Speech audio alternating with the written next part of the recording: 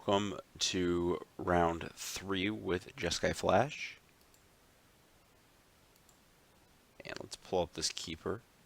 And the logic here is this hand might do nothing against some decks, but like against those decks, what am I really doing here? Am I actually just mulliganing to like Path Exile against them? Within the dark, this hand's going to cover the majority of the format, even if it has a hole.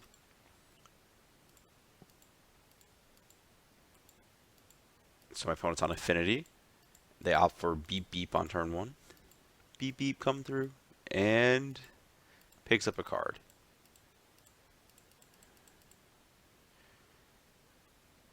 And pass back to my opponent without killing it. I was thinking I want to wait on Bolt. I'd rather trade it for a real threat here than just go for a Bomat Courier in the dark. Because I think before the Bomat gets live, I can peg it down with a Snapcaster Bolt or something.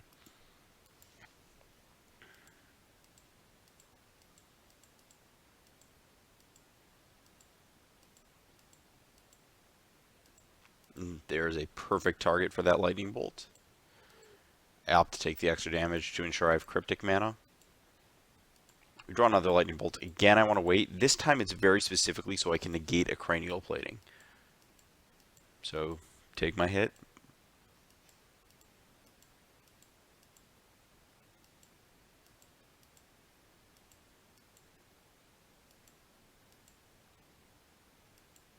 And then here, I opt to Bolt before it gets a little too big on that Bomat Courier. My opponent decides that the cards in hand are better than the 3 cards underneath the Courier.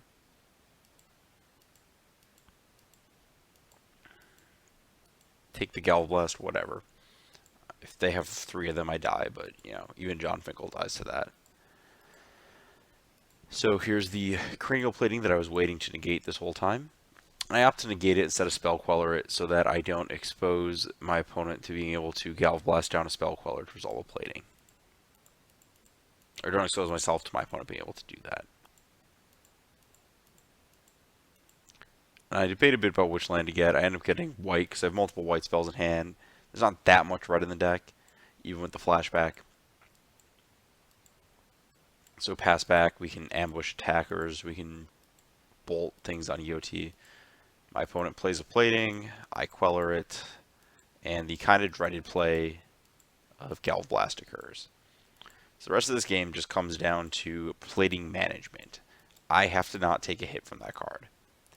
We're doing a good job so far.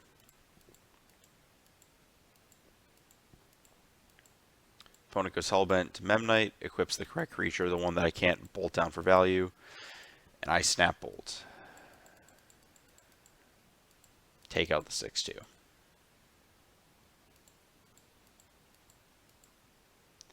So we dropped to 6 life, which is out of Galvblast range, but a little precarious. Though to be fair, I don't know what's chip-shotting in that's going to get us here. And I opt to... I'm going to have to path this turn. So I draw step, go for the click, see if I can gun down some random threat. Maybe my opponent drew a Ravager that I get to take. But instead they drew an Blink Moth Nexus, which is probably one of the better cards for them to have drawn there. Can't take it, and it is going to be obnoxious for me to deal with. So I'm going to trade anyways here. I'd rather leave this in play and path because I think I get value out of restoing it later. So I path. Trade off. Now we get to the interesting part of the game. I opt not to attack because I don't want to trade my Vendilion Click for a random Nexus. Even though my opponent has this mana up and attacking would force them to draw a land to be able to equip plating. At the same time, I just don't want to. I don't want to have to block resto on a plated creature if I don't have to right away. Opponent draws another Nexus. They attack. And I realize now that my lion is going to be, I actually saw this later on as one of the reasons to not attack, is that I get to go like this. I get to go Cryptic Command, bounce the plating, and then Resto Angel to click it out of my opponent's hand and put them back on no threats.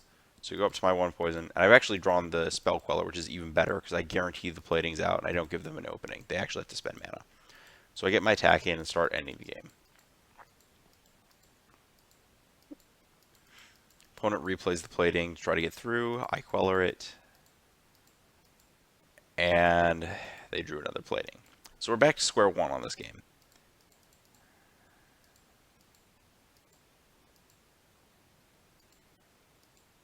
So we've got a bunch of quellers, so I'm going to be able to stop any creatures my opponent tries to follow up with.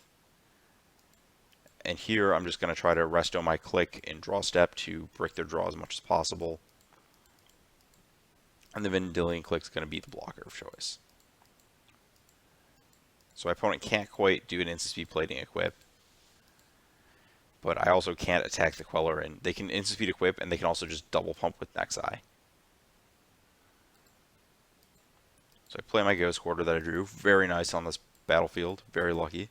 Attack with my creatures. At this point, I'm okay trading click or really just anything off for a Nexus. I think at this point my opponent makes a mistake. I think they're supposed to block here and double pump to potentially take the resto off the board, and then the 3-1 doesn't really do anything. If they do that, I might actually be forced to use my Ghost Quarter. If my opponent attacks, I can use Spell Queller or the Ghost Quarter. Actually, on this battlefield, I actually opt to go with Celestial as the blocker. The logic is I don't think the Celestial is going to be doing much. I want my mana up at basically all times. I'm going to be using the Ghost Quarter. I feel like I'm going to be falling out of mana to use this, and I feel like that's like a solid mana efficient time to use the Celestial. Also because my opponent can only follow up second main with a 1 mana spell. If they did have a Galv Blast, they'd have 2 platings, but I think they're kind of at the point where the second plating doesn't matter.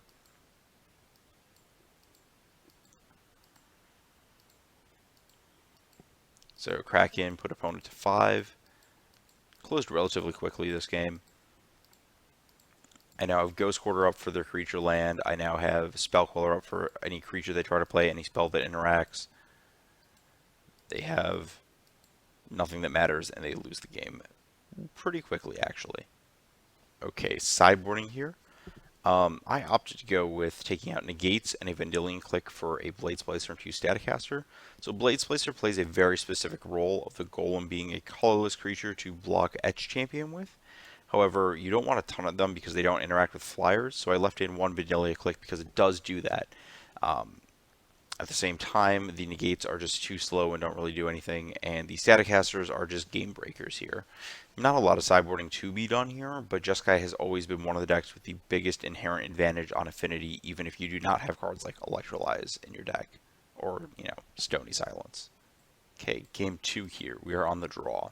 This hand is a Snap Keep because Spell Snare is basically the best normal Magic card against affinity because it counters all the threats that matter. Ravager, Overseer, Plating, all of the above. Opponent has a bit of a slow start, aka no Mox Opal, I'm so lucky. Just a 1 beep beep attacking. I don't actually know Bomat Courier's real name, and when I play against Indicators of Magic, it just makes the beep beep noise because it's coming through. So this is a pretty straightforward play. Do nothing, counter whatever my opponent does if it matters. Which turns out cranial plating does matter. We get our duel so we can have the most number of blue sources for our cryptic.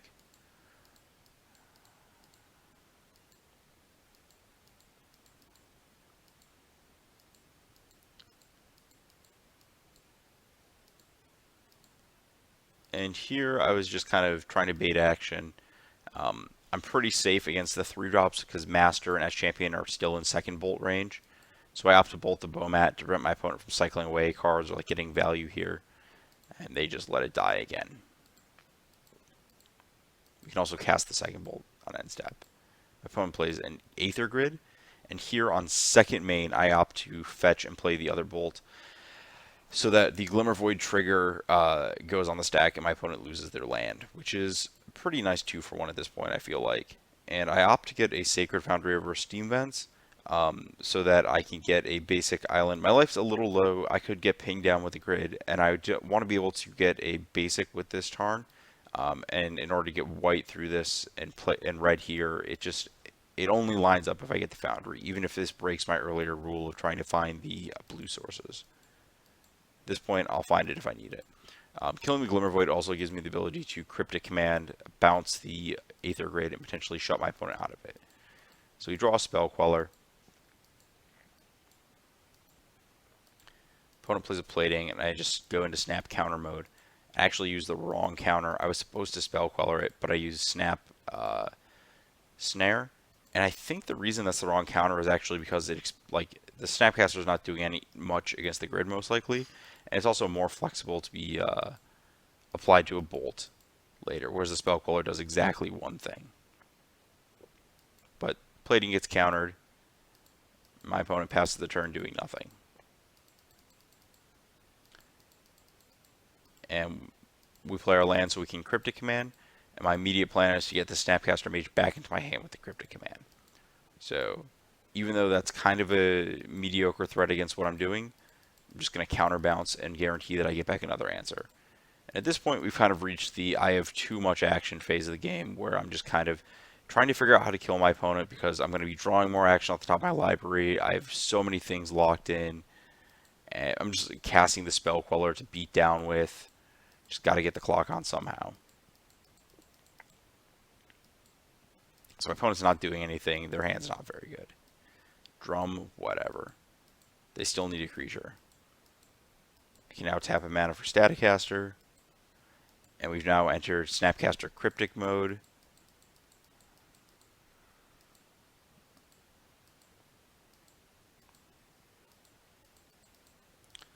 I fire off the Helix at their face because I just want to close this game and give myself good feed, or a better target for Snapcaster Mage if I just cast it for value. Again, still tons of action. I've got removal spell on board, on battlefield, removal spell in hand, other removal spell. I go to battle.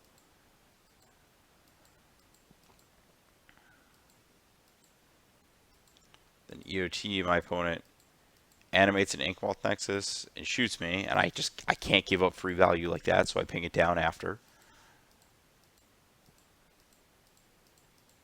Play a kind of irrelevant Vault Scourge.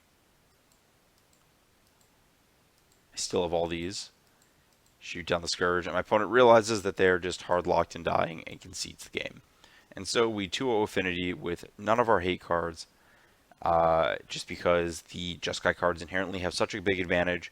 And it's worth noting that Spell Queller is another big gain in this department, because it's just another creature with flying to block creatures with flying, because that's what matters in this matchup.